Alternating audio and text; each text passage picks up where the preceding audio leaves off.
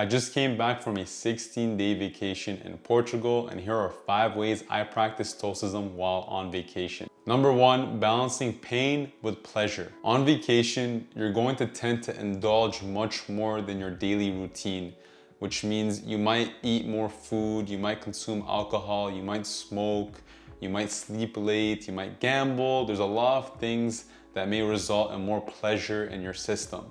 So one way that I practiced Stoicism on vacation was balancing that pleasure with pain. I tend to eat more food and enjoy more food on vacation because that's my guilty pleasure. So before I ate food, I would make a rule to work out at a gym by lifting heavy weights when I had access to it in my hotel, or even before I lie down on the beach and relax, I would force myself to run 3 kilometers and do 100 push-ups and actually cold plunge in the ocean before I can sit down and relax and read my book. So there are many different things you can balance pain with pleasure.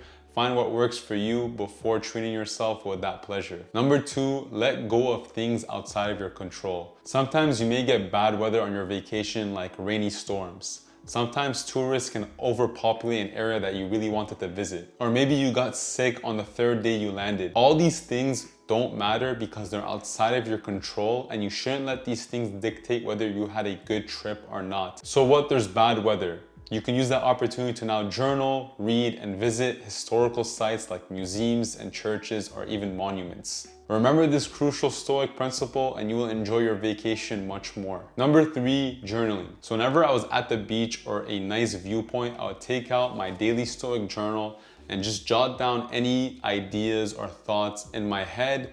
And this would actually give me a peace of mind and certain stillness during my trip, because you're always on the go on vacation. You're going from one place to another, you're eating a lot, you're just shaking your system outside of its routine. So I find journaling and just sitting down, finding that stillness really helps me.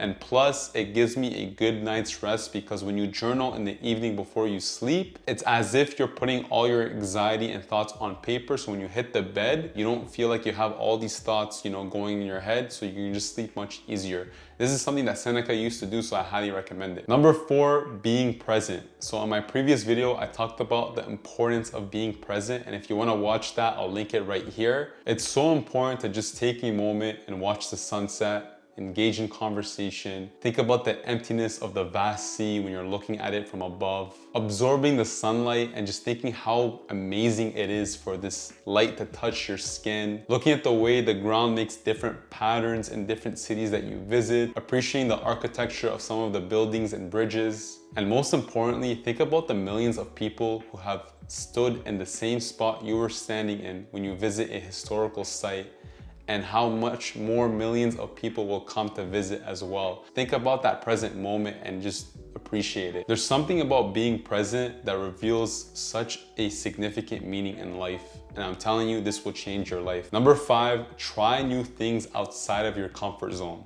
If you've never tried a certain dish in an area, then try it. If you've never swam in the beach, then jump in the water. For me, whether it was trying Portugal's famous monk fish stew, or their pasta de natas, which is like a famous egg tart that is made only in Portugal and is amazing, by the way, that really made me gain a couple pounds, which I'm working very hard to lose right now. If you've never taken a tour in the high mountains, then go experience that.